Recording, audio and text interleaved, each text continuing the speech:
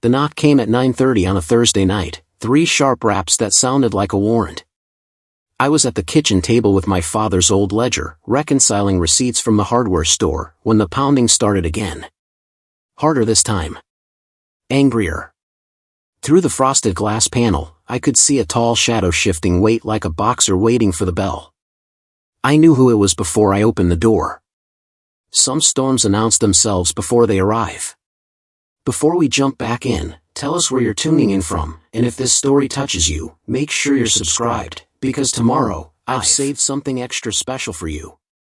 My name is Chen.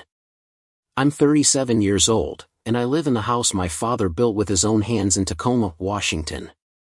Not metaphorically. Literally.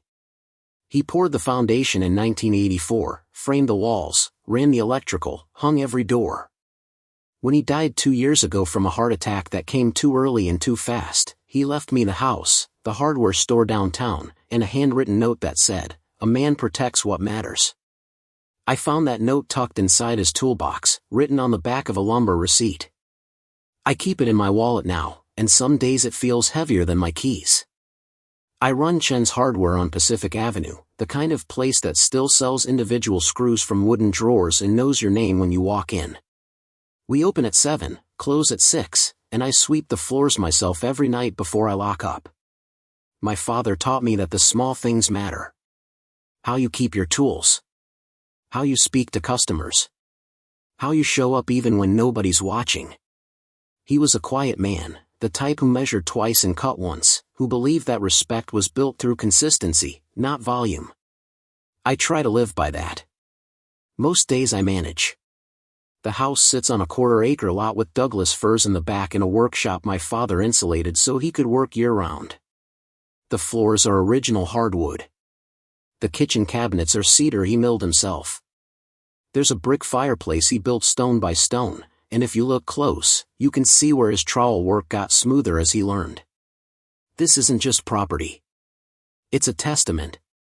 Every corner holds a memory of him kneeling, measuring, building something that would last. When I walk these rooms, I walk with him. I met Vanessa 3 years ago at a community fundraiser for the food bank. She was volunteering at the donation table, laughing with an older woman about mismatched socks, and something about her energy felt like sunlight breaking through Seattle's gray. She had dark curls that refused to stay pinned, freckles across her nose, and a way of making eye contact that suggested she actually listened. We talked for an hour about nothing important. Favorite pizza toppings. Bad movie sequels. The best hiking trails near Mount Rainier. When I asked for her number, she wrote it on my forearm with a Sharpie because neither of us had paper. That ink stayed for 3 days. I didn't wash it off. She moved into my father's house 10 months after we started dating. I proposed on the porch at sunset with a ring I'd been carrying in my jacket for 2 weeks, waiting for the right moment that kept not arriving until I realized the right moment was just asking. She said yes before I finished the question. We married at the courthouse with 2 friends as witnesses and had dinner afterward at a Thai place that let us bring our own cake. Simple. Honest. The kind of start that felt like it matched who we were. For a while, it worked. She planted tomatoes in the garden. I fixed the sagging gate. We painted the guest room a soft yellow she picked out after 3 trips to the paint store. On weekends, we'd drive to the coast and walk beaches with driftwood sculptures and tide pools that smelled like salt and old stories. She'd collect shells. I'd skip stones. We'd hold hands and not need to fill the silence. If you've ever had a season where life felt aligned, where the days didn't demand you prove anything, you know what I mean. I thought we'd built something solid. Then he showed up. Corey. Tall, gym-tanned, with a sales job that involved a lot of evening networking events and a smile that seemed practiced in mirrors. He worked in her office building, something vague with commercial real estate that I never fully understood and didn't ask about because I trusted her.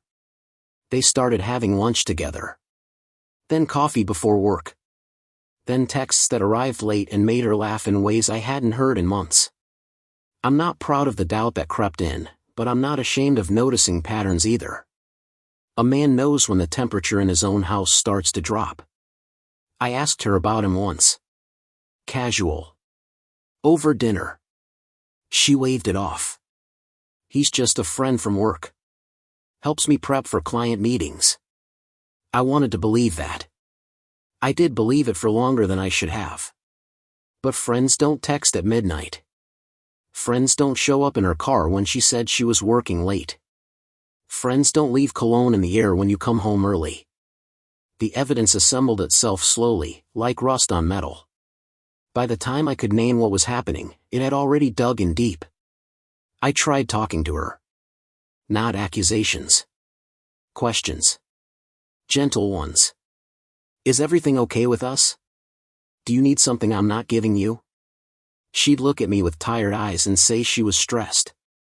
Work was intense. Her mother's health was declining. There were reasons everywhere except the real one. I gave her space. I gave her patience. I cooked her favorite meals and didn't push when she went to bed early. Men my age learn that sometimes love means standing still while someone decides if they want to stay. But standing still doesn't mean you stop seeing. The breaking point came on a rainy Tuesday in October. I left the store early because a supplier canceled, and I found his car in my driveway. Not parked on the street. In my driveway.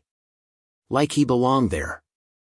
I sat in my truck for 5 minutes, wipers beating, deciding what kind of man I was going to be when I walked through that door. My father's voice surfaced. A man protects what matters. I got out. They were in the living room. Not touching when I entered, but the air had that charged quality that comes after. She was fixing her hair. He was standing too close to the window, pretending to admire the view like he'd been invited for a tour. I looked at both of them and felt something click into place, the way a bolt settles into a thread when you've finally found the right angle. I didn't yell. I spoke to him first. You need to leave my house. He had the audacity to hesitate, to glance at Vanessa like she might overrule me. She didn't. He left through the front door, and I heard his engine start and fade before I turned to her. She cried. She apologized. She said it wasn't what it looked like, then admitted it was exactly what it looked like, then cycled back to apologies that sounded rehearsed. I listened until she ran out of words. Then I told her I needed time to think. She nodded and left for her sister's place. I spent that night walking the house room by room, touching the walls my father had built, trying to decide if this marriage was something I could repair or something I needed to let go. By morning, I knew. I asked her to move out. Not cruelly. Practically. I explained that I couldn't live with someone I didn't trust, and trust wasn't something I could rebuild while she was still texting him. She wanted to try counseling. I told her counseling works when both people are honest, and I wasn't sure she knew how to be that anymore. We divided belongings over 2 quiet weekends. She took her clothes, her books, the coffee maker she'd bought, and the framed photos of us that I didn't fight for. I kept the house, the workshop, and the belief that I'd done everything I could. That was 6 weeks ago. Since then, I've returned to routines. Early mornings at the store. Evening runs through the neighborhood. Meals that don't require conversation. The house feels bigger now, emptier, but also cleaner somehow. Like I'd been carrying a weight I didn't realize was there until it lifted. Friends check in. My mother calls twice a week from Sacramento. I tell them I'm fine, and mostly that's true. Loneliness is different from regret. I'm lonely. I'm not regretful. 3 days ago, Vanessa called and asked if we could talk. I said no. She texted yesterday asking if she could pick up some mail that had arrived here. I told her I'd forward it. This morning, she sent a message saying she wanted to explain things properly, that I deserved the full story. I didn't respond. Some stories don't need their final chapters read aloud. Preparing and narrating this story took us a lot of time, so if you are enjoying it, subscribe to our channel, it means a lot to us. Now back to the story. I already know how it ends. And now there's a knock at my door at 9:30 on a Thursday night, and I know it's not her. The shadow through the glass is too broad. The knock too aggressive. I set down my pen, closed the ledger, and walked to the entryway. My father built this door from Douglas fir with a deadbolt he installed himself. It's solid. So am I. I flip the porch light on and open the door halfway. Corey stands on my steps, jaw tight, chest puffed, wearing a black jacket and an expression that suggests he's been building up to this moment. Behind him, the street is quiet. My neighbor's porch light is on 2 houses down, but otherwise, it's just us and the sound of October wind moving through the trees. He doesn't greet me. He doesn't apologize for the hour. He just launches. You need to leave. His voice has that forced steadiness people use when they're trying to sound authoritative. This is getting ugly. Vanessa doesn't need you dragging things out. I stare at him, processing the audacity. He's standing on my porch, the porch my father poured, demanding I leave the house my father built. For a moment, I think I've misunderstood. Then he continues. She's moving on. You should too. The apartment thing isn't working for her. She needs space, and this house has space. His eyes flick past me into the hallway like he's measuring square footage. It's better if you just go. We can handle the paperwork. Keep it simple. The words arrive, but my brain takes a moment to arrange them into sense. He's not here to apologize. He's here to evict me. From my own home. I feel my jaw set, the same way it does when a customer tries to return a used drill with a fake receipt. I don't get angry fast. Anger is expensive and rarely improves outcomes. But I do get clear. I lean against the doorframe and cross my arms, letting the silence stretch until it's uncomfortable for him. Then I speak, voice low and even. This is my father's house. My house. You're standing on my property. He blinks, recalibrating. I can see him trying to decide if I'm bluffing. Vanessa said you'd be difficult. He shifts his weight, hands going to his hips like a coach trying to intimidate a ref. Look, man, she's been through enough. You want to keep punishing her? Be the bigger person. Walk away. There's a way he says bigger person that makes it clear he thinks he's the model. The irony is so thick I almost laugh. Instead, I straighten and step fully into the doorway, filling the frame. You were in my house with my wife. I keep my tone factual, not heated. You don't get to show up here and tell me what to do. Leave. His expression hardens. She wants to come back here. This place means something to her. The tomatoes she planted. The yellow room. He's listing things like he memorized them from her, and I realize she's been talking to him about my home, about the life we built, like it's a set she's ready to redecorate with a new lead actor. The presumption of it lands like a slap. The tomatoes died in September. I pulled them out last week. The guest room is getting repainted. And none of that is your business. I pause, letting each sentence land. You need to leave my property. Now. He doesn't move. Instead, he takes a half step closer, close enough that I can smell his cologne, something sharp and woody that doesn't belong in the October air of Tacoma. His voice drops, trying for menacing. Or what? You going to call the cops? Tell them what? That I knocked on your door? He smirks, and I see it now, the entitlement that made him think he could walk into another man's life and rearrange it. I don't call the cops. Not yet. I reach for my phone in my pocket, slowly, and angle it so the camera faces him. The porch light is bright enough. The doorbell camera I installed last month is recording too, red light steady above his head. I'm documenting this. Trespassing. Harassment. Keep talking if you want. His face shifts. The smirk fades. People who swagger often deflate when they realize there's evidence. He glances up at the camera, then back at me. You're really going to be that guy? I don't answer. I don't need to. The recording is answer enough. He stands there another few seconds, visibly weighing his options. Then he spits on my porch. Deliberate. A period at the end of a sentence he doesn't get to finish.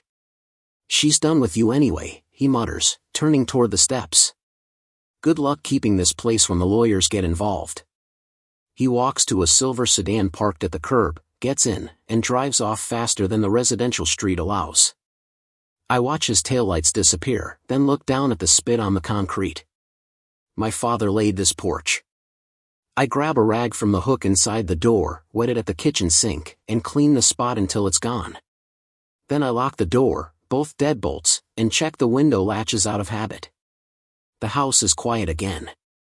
I return to the kitchen table, but I don't open the ledger.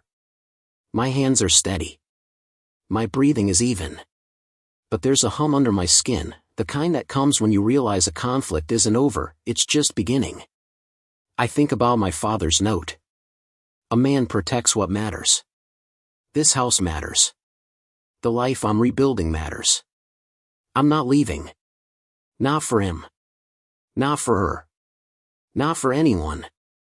I pull up the doorbell camera footage on my phone and save the clip to 3 places: my cloud drive, a USB stick, and an email to myself.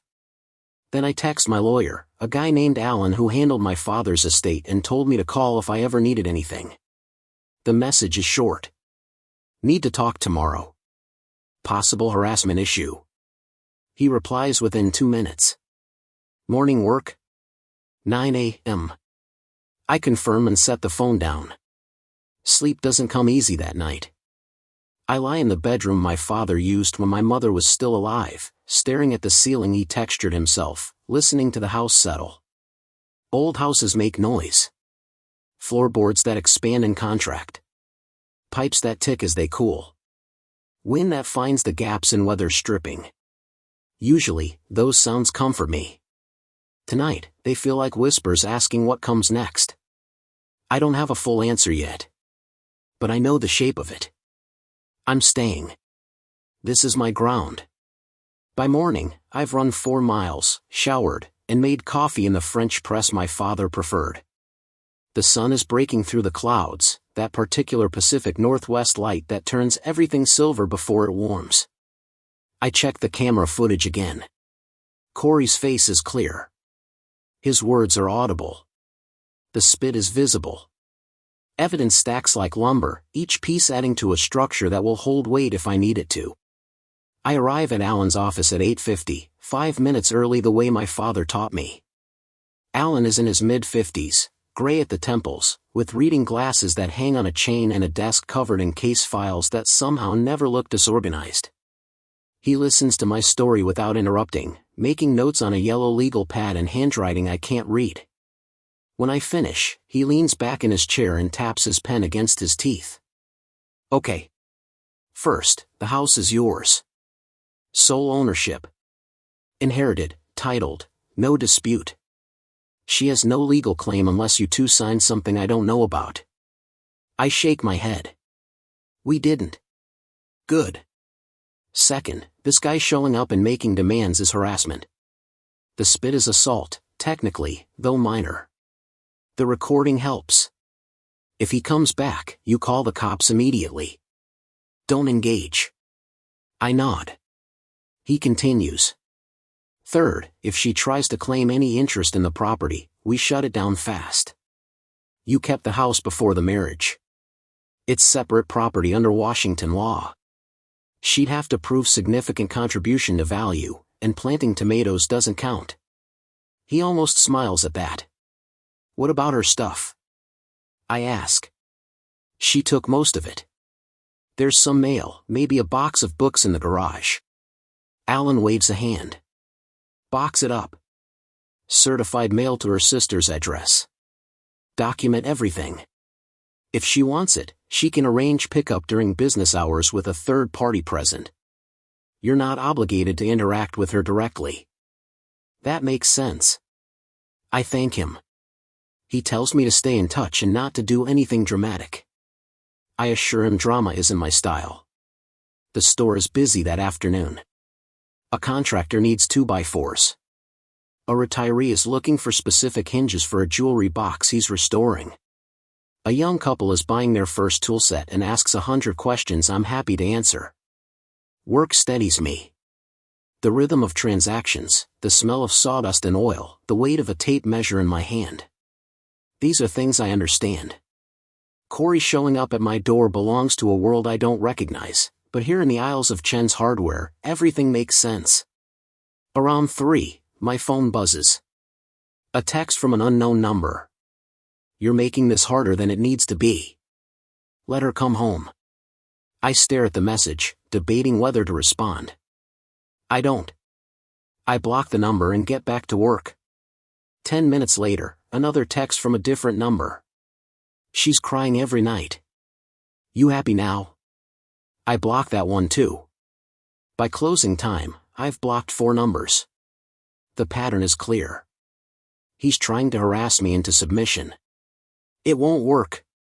That evening, I box up the remaining items Vanessa left behind. A cookbook she never used. A pair of running shoes with worn treads. A small stack of mail, mostly junk, and a renewal notice for a magazine subscription. I pack everything neatly, label the box with her sister's address, and schedule a pickup for tomorrow. Then I draft an email. Vanessa, your remaining belongings are being mailed to your sister's address. Please do not contact me directly. Any further communication should go through my attorney, Alan Brennan. I include his contact information and hit send before I can second-guess the tone. 3 days pass quietly. The store runs smoothly. I repaint the guest room a neutral gray that feels clean and free of memory. I replace the porch light with a brighter LED. Small tasks that let me reclaim space inch by inch. Then, on Sunday evening, my doorbell rings. I check the camera feed on my phone before I answer. It's Vanessa. She's alone, holding a coffee cup from the place we used to go on weekends, and she looks smaller somehow, like the last 6 weeks have worn her down. I open the door but don't invite her in. She tries to smile. It doesn't reach her eyes. Hey. I heard you boxed up my stuff. I was hoping we could talk. I stay in the doorway, one hand on the frame. There's nothing to talk about. She flinches. Marcus, please. I know I messed up. I know I hurt you. But can we at least try to be civil? I'm not asking for anything. Just a conversation. I consider this. Civil sounds reasonable, but reasonable has cost me before. You sent him to my door. My voice is quiet but firm. She looks confused. What? Corey. He showed up Thursday night. Told me to leave my own house. I pull up the video on my phone and turn the screen toward her. She watches, and I see the exact moment she registers what he said. Her face goes pale. I didn't know he was going to do that. Her voice cracks. Marcus, I swear. I didn't ask him to. Whether she asked or not doesn't change what happened. He felt comfortable enough to come here and make demands. That tells me everything I need to know about where you two are. She sets the coffee cup on the porch railing, hands shaking slightly. I'm not with him. Not like that. It's complicated. I shake my head.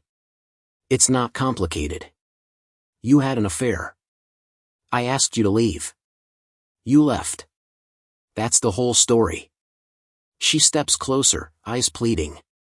This house. It was supposed to be ours. We were going to raise kids here. Paint the nursery. Grow old. You're just giving up on all of that? The question stings because it's not fair. I didn't give up. She did. Every time she texted him. Every time she lied. I'm not giving up on anything. I'm protecting what's mine. This house. My father's legacy.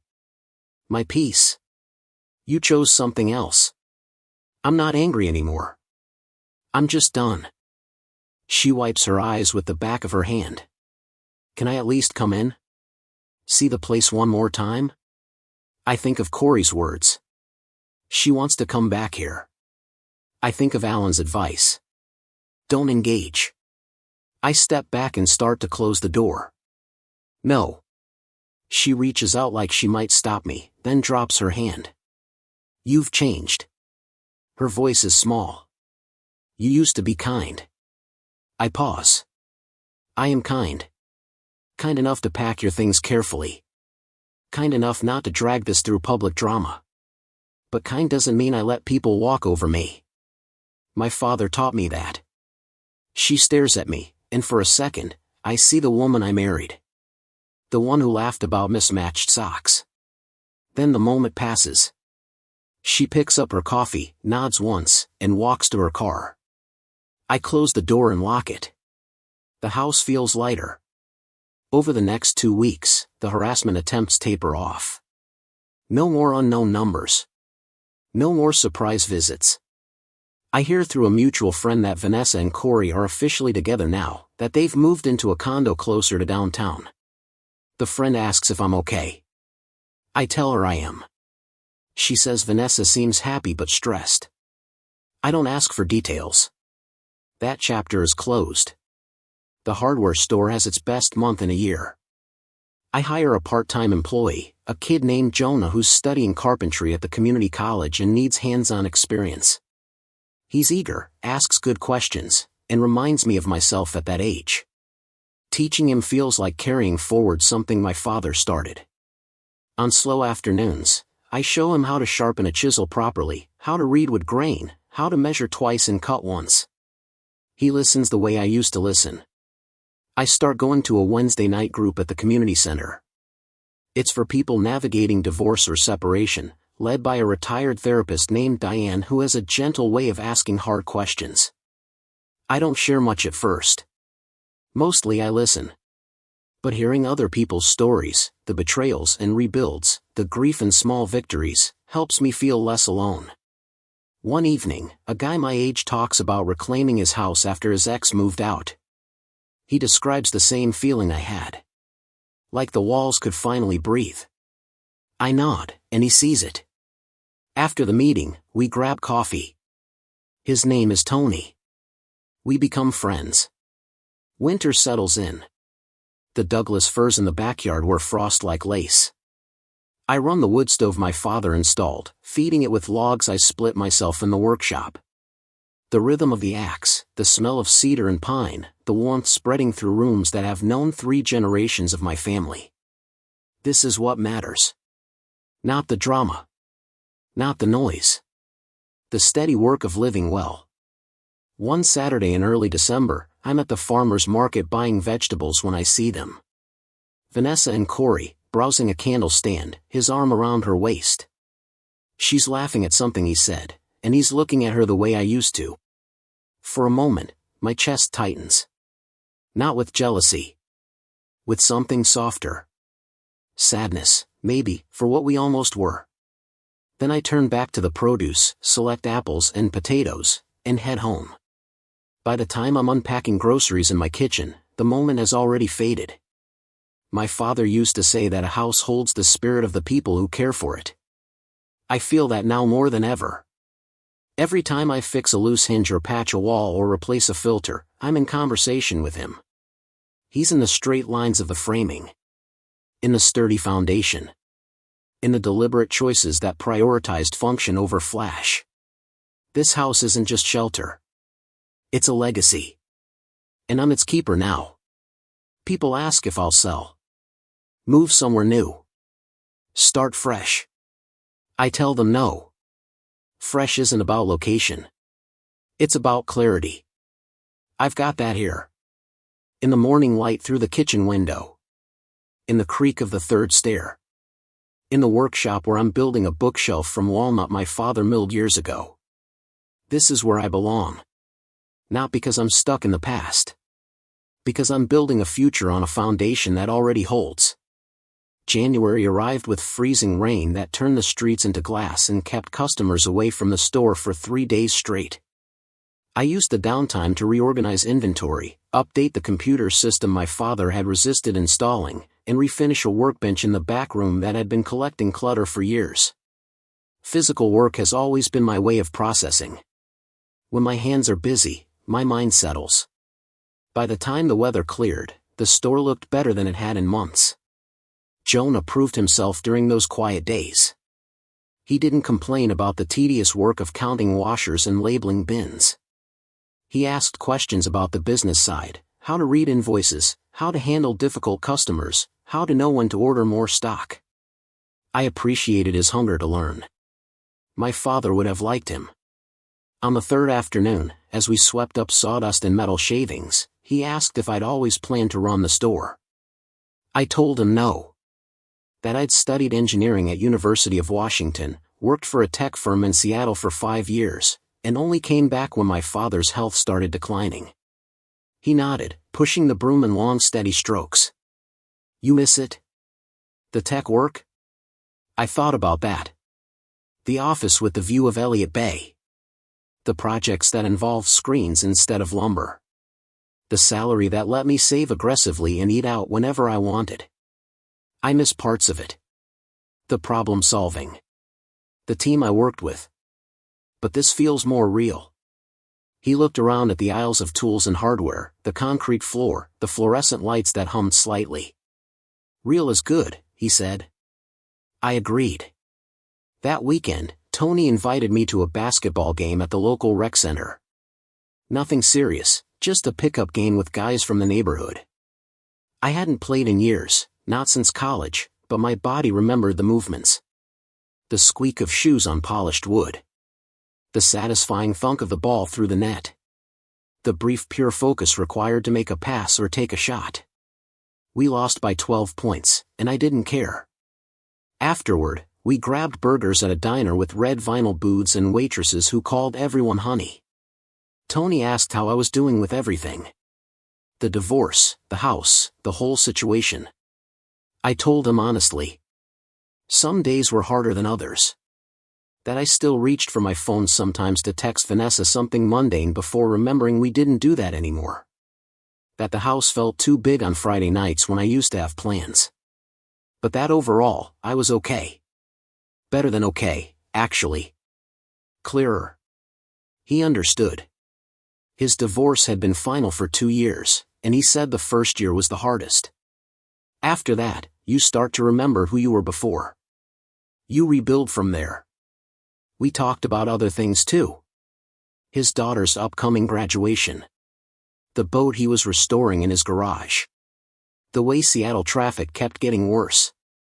Normal conversation that didn't center my drama. It felt good to be just a guy eating a burger with a friend, not a man defined by what had happened to him.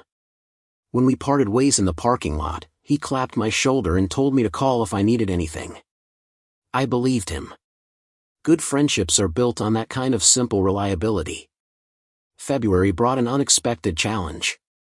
The landlord who owned the building where Chen's Hardware operated for 30 years decided to sell. The new owner, a development company out of Portland, wanted to triple the rent and convert the space into upscale retail. They gave me 90 days notice. My stomach dropped when I read the letter. The store wasn't just a business. It was my father's legacy. The place where he'd shaken hands with 3 generations of customers. Where he taught me to respect tools and people in equal measure. Losing it felt like losing him all over again. I called Alan.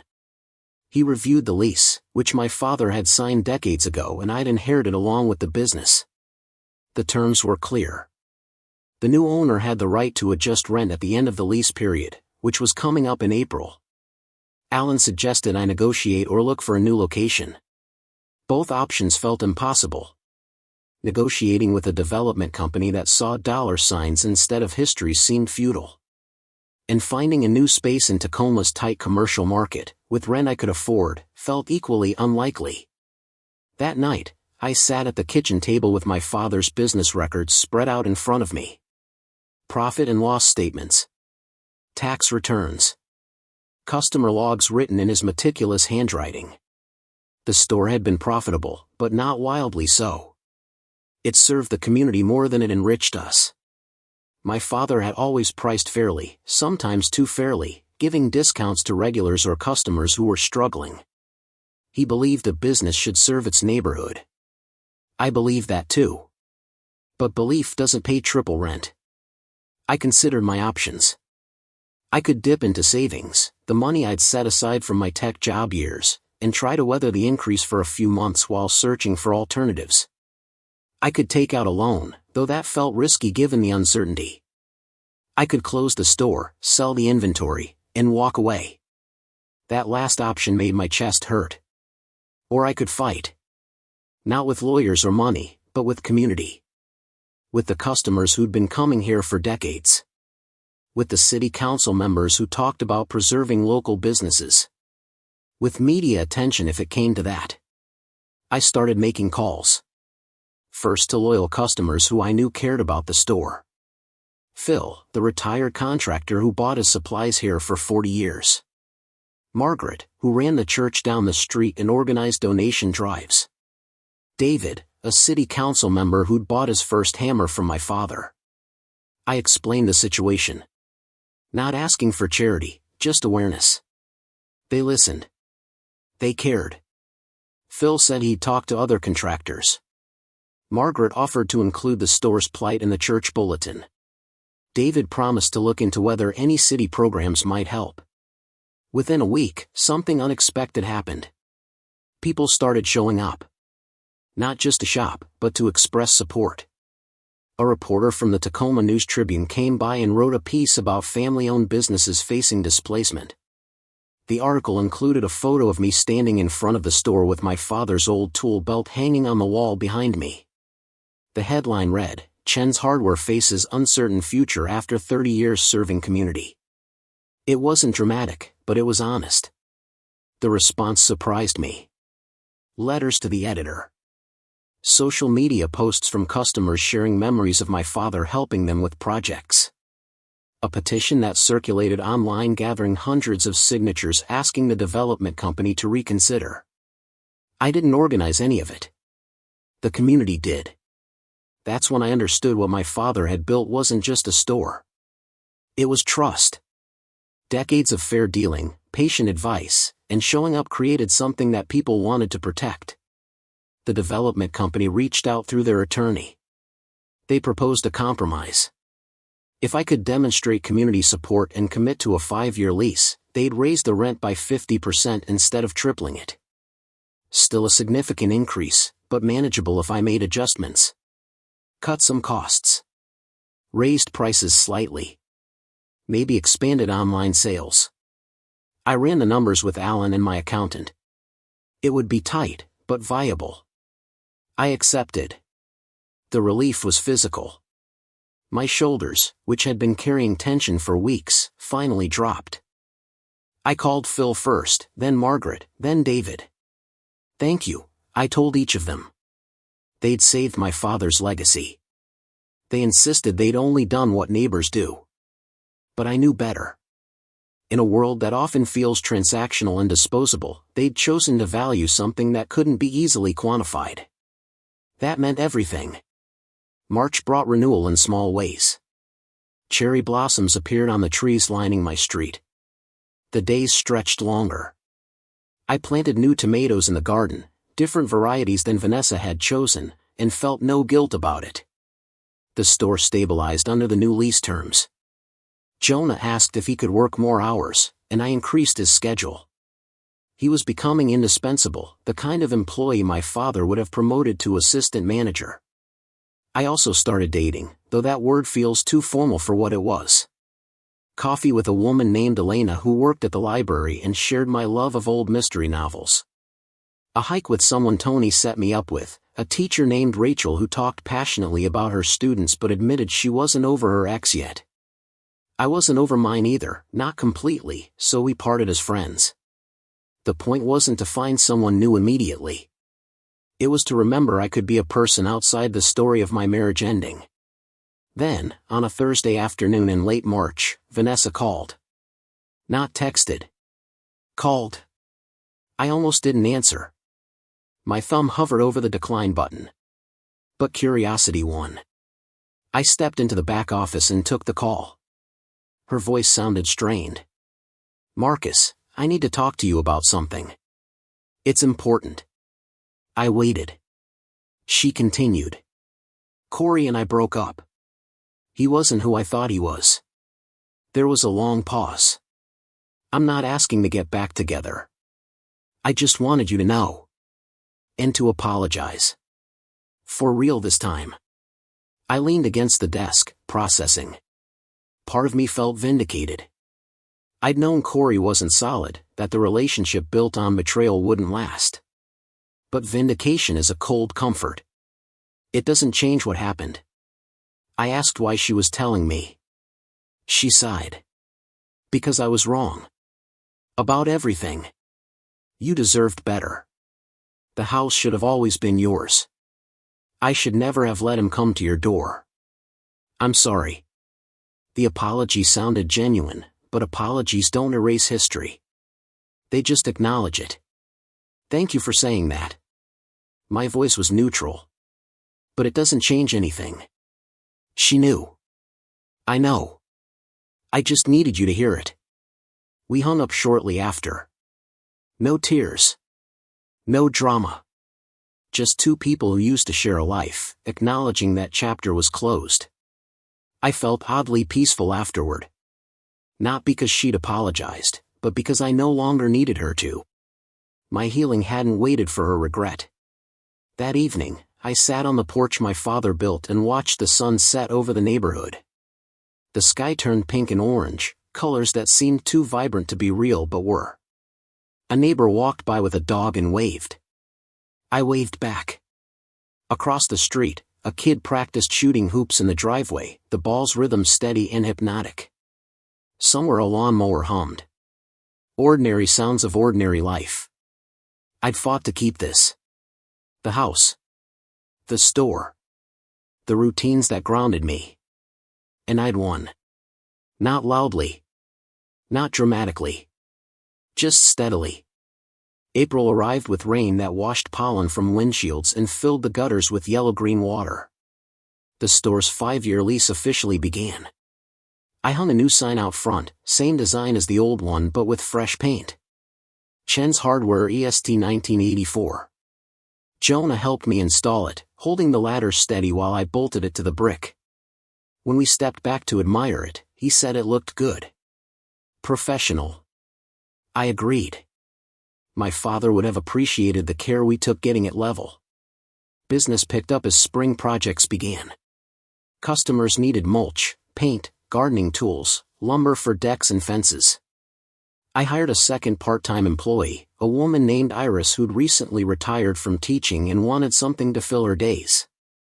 She had a knack for customer service, remembering names and projects, following up when someone came back. She reminded me of my mother in that way, warm but efficient.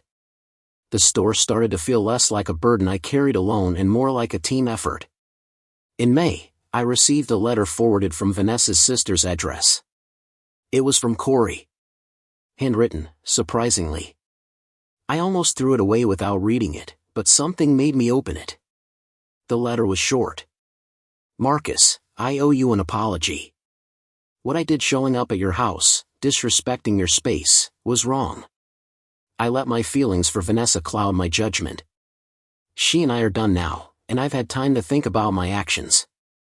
You didn't deserve any of that. I hope you're doing well.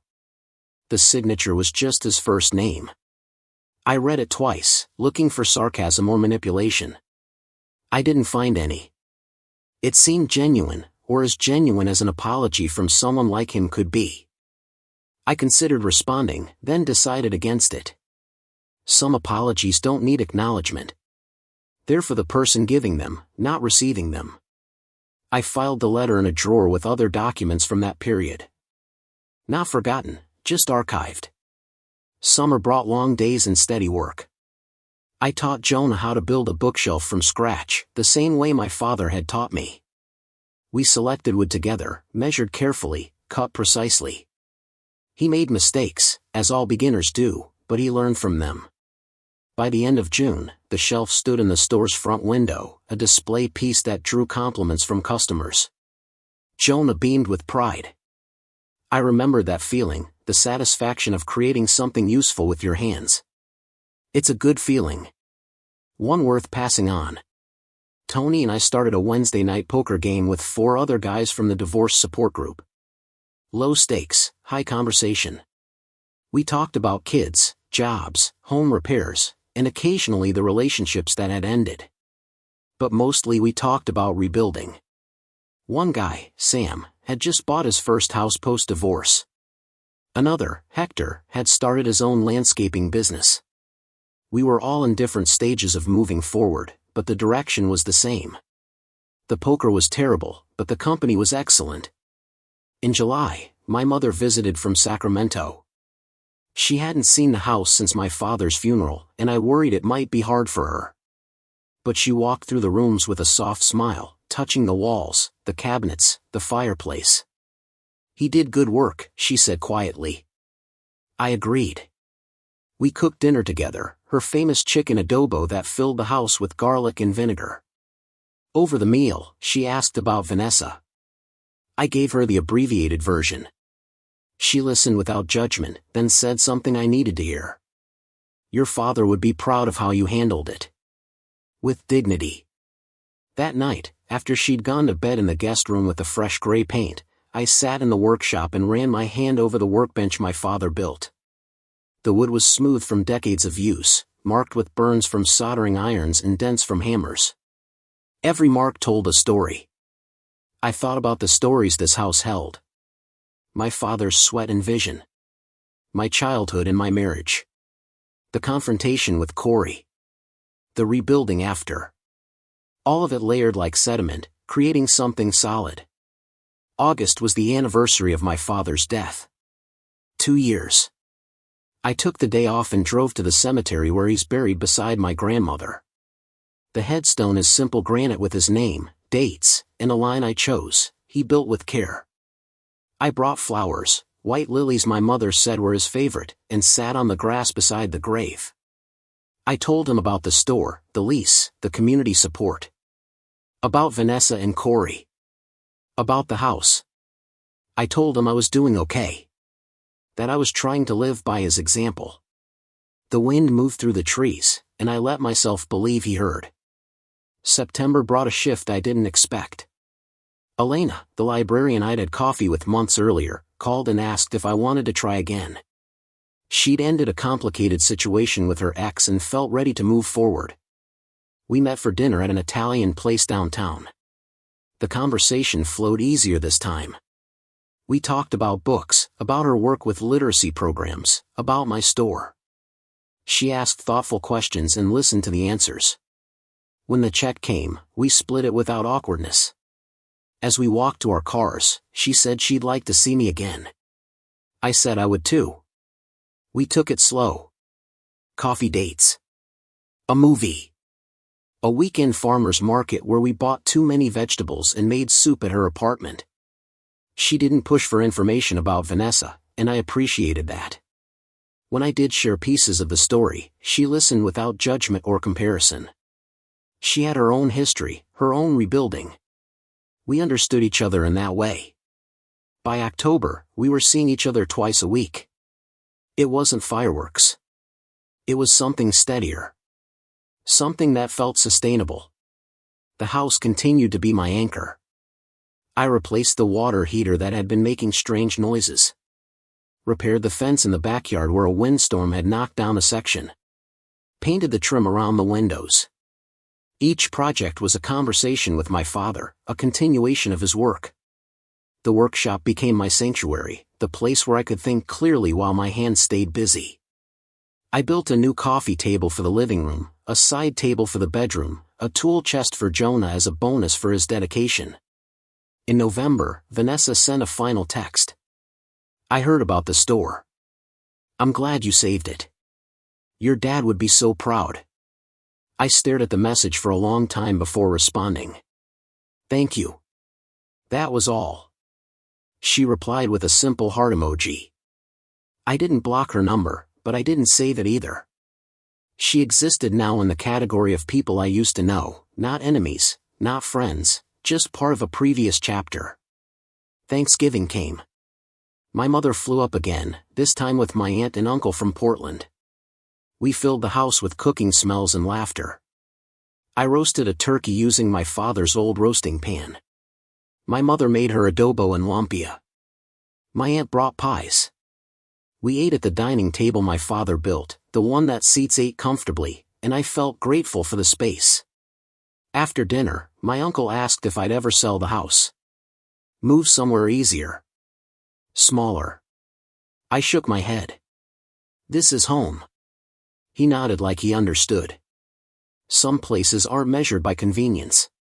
December arrived with the first real snow Tacoma had seen in years. The city shut down, as it always does with snow, and I spent 3 days at home. Elena came over, and we made a fire in the fireplace, cooked chili, and watched old movies. She fit comfortably in the space, didn't seem bothered by the photos of my father on the walls or the way I kept the house exactly as he would have wanted. On the third night, as the snow finally stopped and the streets began to clear, she said she could see herself here. Not moving in, not yet, but visiting regularly. Being part of my life in a real way. I told her I'd like that. Christmas was quiet. I gave Jonah a bonus and a framed photo of him installing the store sign. He teared up, said it meant a lot.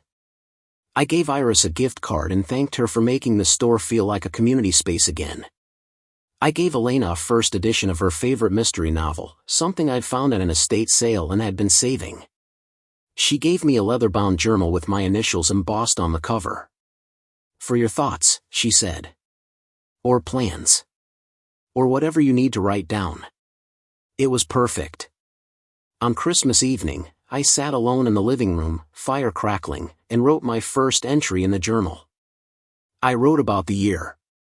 The challenges and small victories. The confrontation with Corey and the decision to stand my ground. The store's near loss and community rescue. The slow rebuilding of my life into something that felt authentically mine. I wrote about my father, about the house, about the weight and gift of legacy. When I finished, I closed the journal and set it on the bookshelf Jonah had built. Tomorrow would bring new work, new challenges, new ordinary moments. I was ready. The year ended the way years do, with reflection and resolution. I didn't make grand plans for the new year. I didn't need to. The trajectory was clear. Keep the store running and growing. Deepen the relationship with Elena at a pace that honored both our histories. Maintain the house not just as property but as a living connection to my father. Continue the slow patient work of building a life that reflects my values. That was enough. More than enough. On New Year's Eve, Tony threw a small party at his house. Elena came with me. We played games, ate good food, watched the countdown on TV. When midnight hit, we toasted with cheap champagne and hugged like people who'd earned their optimism. As I drove home through quiet streets, Elena asleep in the passenger seat, I thought about Corey's visit nearly a year ago. The knock. The demand. The audacity. It felt distant now, like something that happened to a different version of me. That version had been unsure, still wounded, still figuring out how to stand firm. This version knew. The house was mine. The life I was building was mine. Nobody could knock on my door and take that. Not with threats. Not with manipulation. Not with anything. My father had taught me that a man protects what matters by showing up, by doing the work, by keeping promises to himself and others. I'd done that. I was still doing it. And I'd keep doing it as long as I had breath. The house was dark when we arrived. I helped Elena inside, then locked the door behind us. Both deadbolts. The security bar. Habits that had become rituals. She went to the guest room where she kept spare clothes. I walked through the house one more time, checking windows, turning off lights, touching the walls my father built. In the workshop, I paused. The bookshelf I'd been building for months was nearly finished. Just needed sanding and a coat of finish. I ran my hand along the joints, tight and square. Good work. My father's voice echoed. Good work, son. I turned off the workshop light and headed upstairs. The house settled around me with familiar sounds. Wind in the eaves. The furnace kicking on. floorboards adjusting to the cold. I climbed into bed, set my alarm for morning, and closed my eyes. Outside, the neighborhood slept. Inside, I did too. Peaceful. Secure. Home. Spring returned with a softness that felt earned. The cherry blossoms came back, petals drifting across the driveway like snow that didn't freeze. I stood on the porch early one Saturday morning, coffee in hand, watching the neighborhood wake up. A jogger passed. A dog barked 3 houses down. The mail truck made its rounds. Ordinary moments that used to blur together now felt sharper, more valuable. I'd learned what it cost to protect them. Elena and I had been together almost 6 months. We hadn't rushed anything, hadn't forced milestones or made declarations that felt performative. She kept her apartment. I kept my routines. But we spent most weekends together, trading off between her place and mine. She'd started leaving books on my nightstand, a toothbrush in the bathroom, slippers by the bed. Small migrations that felt natural. One evening in April, over dinner at her kitchen table, she asked if I'd ever want to live with someone again. I considered the question honestly. With the right person, yes. She smiled. Good to know. The store continued to grow in quiet ways. We'd added a small section for gardening supplies that did surprisingly well. Jonah had taken on more responsibility, handling orders and training Iris on inventory systems. I promoted him officially to assistant manager with a raise he deserved. He told me it meant more than the money, that having a mentor who trusted him had changed his trajectory. I understood. My father had done the same for me, not through grand gestures but through steady investment in my capabilities. In May, the city recognized Chen's Hardware as a historic business, one of the few family-owned operations that had survived 3 decades without selling out or shutting down. They presented me with a plaque at a small ceremony downtown. The mayor spoke about the importance of supporting local commerce, about businesses that anchor neighborhoods and build community. I accepted the plaque, shook hands with council members, and gave a short speech thanking the customers who'd fought for the store when it mattered most. My mother attended via video call from Sacramento. I could see her crying through the screen. That summer, I made a decision I'd been considering for months. I started teaching a woodworking class at the community center every other Saturday morning. Basic skills for beginners. How to use a saw safely. How to measure accurately. How to join 2 pieces of wood so they'd hold under stress. The class filled immediately. Retirees looking for hobbies. Young parents wanting to build bookshelves for their kids. People like me who found peace in creating something tangible. I taught the way my father had taught me, with patience and precision, emphasizing that good work couldn't be rushed. Elena came to the first class and built a small planter box. She struggled with the miter saw, her cuts coming out slightly uneven, but she laughed at her mistakes and tried again. By the end of the morning, she had something functional. She planted herbs in it and put it on her apartment balcony. Every time I visited, I saw it there, weathering and aging, and felt proud of what she'd made. Not because it was perfect, but because she'd finished it. One evening in July, we were sitting on my back porch watching the sun set through the Douglas firs when she asked about Vanessa. Not about the affair or the divorce, but about whether I'd fully let it go. I thought about that. The anger had faded months ago. The hurt had scabbed over and healed into something that didn't ache unless I pressed on it directly. What remained was understanding. Vanessa had made choices that reflected who she was, not who I'd needed her to be. That wasn't a moral failing on either side. It was just incompatibility revealed under pressure. I told Elena I'd let it go as much as anyone lets go of a significant chapter. The memories existed, but they didn't govern me anymore. She nodded, satisfied. She told me about her ex, about the moment she'd realized they wanted different lives. The conversation didn't feel heavy. It felt like 2 people comparing maps of territory they'd both crossed, acknowledging the landmarks without needing to revisit them. When we went inside, we made dinner together and didn't mention the past again. August brought my father's birthday. He would have been 68. I spent the day doing things he would have appreciated. I opened the store early and helped a young couple pick out tools for their first home repair project. I fixed a broken shelf in the back office that I'd been meaning to address for weeks. I closed early and drove to the cemetery with fresh flowers. At the grave, I told him about Elena, about the store's plaque, about the woodworking class. I told him the house was still standing strong, that I was maintaining it the way he'd taught me. The grass around the headstone had grown thick and green.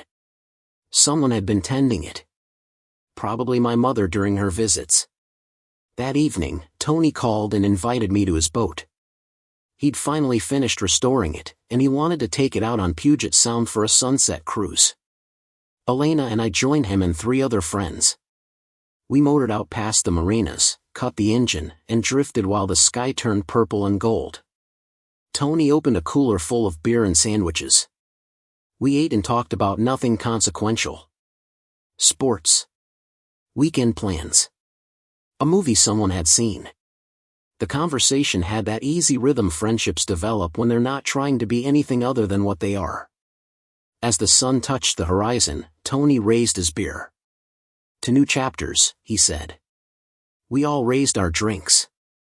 To new chapters. I looked at Elena beside me, at the friends who'd shown up when I needed them, at the city lights beginning to spark along the shoreline. This was the life I'd fought to protect. Not just the house or the store, but the people and moments that filled them. I'd chosen this. Actively. Deliberately. And I'd choose it again. September marked a full year since Vanessa's final text. I hadn't heard from her since. No messages. No calls. No unexpected encounters. She'd become a memory filed under lessons learned.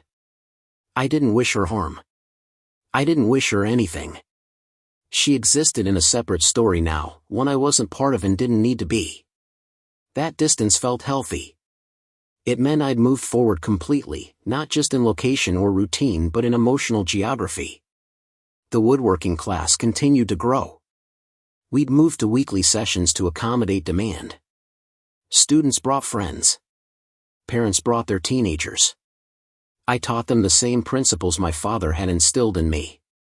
Measure twice, cut once. Respect your tools and they'll respect you. Mistakes are part of learning, but carelessness is a choice. Some students became regulars, showing up every week with new projects and questions. Others came once, built a simple box, and never returned. Both outcomes were fine. I wasn't collecting followers.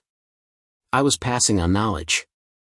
In October, Elena's lease came up for renewal. Her landlord raised the rent significantly, pricing her out of the apartment she'd lived in for 4 years. She started looking at new places, scrolling through listings with increasing frustration. Everything decent was expensive or far from her work at the library. One night, as we sat on my couch reviewing options on her laptop, I made an offer. "Move in here." She looked at me, surprised. "You sure?" I was. The house had 4 bedrooms, far more space than I needed. She already spent half her time here. It made practical sense. But more than that, it felt right. She belonged in this space. I could see it. We talked through logistics. How we'd split expenses. Which room would become her office. How we'd navigate the shift from dating to cohabitating. We agreed to a trial period, 3 months to see how it worked before making it permanent. She moved in gradually over 2 weeks in November, bringing boxes of books, kitchen supplies she preferred over mine, and artwork that brightened the walls. The house absorbed her presence easily, as if it had been waiting for someone to fill the empty spaces. Living together revealed small incompatibilities. She liked the thermostat warmer than I did. I woke earlier and sometimes disturbed her sleep. She cooked with more spices than I was used to, and the kitchen smelled different. But these weren't conflicts. They were adjustments. We navigated them the way functional adults do, with conversation and compromise. By December, the trial period felt irrelevant. She belonged here. We both knew it. Christmas that year was the fullest the house had been since my father died. My mother flew up with my aunt and uncle. Elena's parents drove from Spokane. Tony and his daughter joined us for dinner. We filled the dining table my father built, passing dishes and telling stories and laughing in ways that made the walls feel alive. After the meal, Elena's father asked to see the workshop. I showed him the tools, the projects in progress, the workbench my father had built. He nodded appreciatively, running his hand over the smooth wood. "You can tell a lot about a man by his workspace," he said. "This says good things." On New Year's Eve, Elena and I stayed home. We made a fire, cooked a simple dinner, and watched the countdown on TV with the sound low. At midnight, she kissed me and said she was grateful for the year. For the house. For me. I felt the same. We'd both come from difficult endings into something that felt sustainable and real. Not perfect. Real. That mattered more. January arrived with cold rain and short days. The store hit a slower season, which gave me time to plan for the year ahead. I wanted to expand our online presence, maybe add delivery services for elderly customers who struggled to get to the store. Jonah suggested we host workshops on weekends, teaching basic home repair skills. I liked the idea. It aligned with my father's belief that knowledge should be shared, not hoarded. One afternoon in late January, almost exactly 2 years since the confrontation with Corey, I received a letter. No return address. Inside was a short note written in handwriting I didn't recognize. "Marcus, you don't know me, but I'm a friend of Vanessa's. She asked me to pass along a message. She's doing well. Remarried actually, to someone who treats her right. She wanted you to know she's happy and hopes you are too. She also wanted to say thank you for building a life that showed her what stable looks like, even if she couldn't appreciate it at the time. That's all. Take care." I read the note twice, then set it aside. I felt no anger, no vindication, no longing. Just a quiet acknowledgement that we'd both moved on.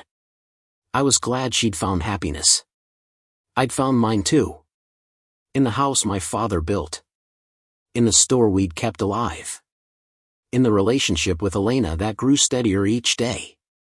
In the friendships and routines and small projects that filled my time with purpose. That was enough. More than enough. That evening, Elena and I cooked dinner together in the kitchen. She chopped vegetables while I seasoned chicken. We moved around each other with the ease of people who'd learned each other's rhythms. The radio played softly. Outside, rain tapped against the windows. The house was warm. We were home. After dinner, I went to the workshop and pulled out the journal Elena had given me 2 Christmases ago. I'd filled most of it with thoughts, plans, observations about the business and the house and life in general. I turned to a blank page and wrote a final entry about the note from Vanessa's friend. About how closure sometimes arrives quietly, in unexpected ways, years after you thought the story had ended. About how the best revenge truly is living well, not because it hurts anyone else, but because it heals you. I closed the journal and placed it on the shelf beside the others. My father's old notebooks. My business ledgers. The accumulated record of lives lived in this house. Someday, if I had children, they'd inherit these along with the property. They'd read about struggles and victories, about a man who knocked on the door demanding I leave, and about the choice I made to stay. To protect what mattered. To build on the foundation my father laid. The workshop light hummed above me. Tools hung on pegboards in neat rows. Sawdust gathered in corners I'd sweep tomorrow. Everything in its place. I turned off the light and walked back to the house, locking the workshop door behind me. Elena was reading on the couch, legs tucked under her, glasses perched on her nose. She looked up and smiled.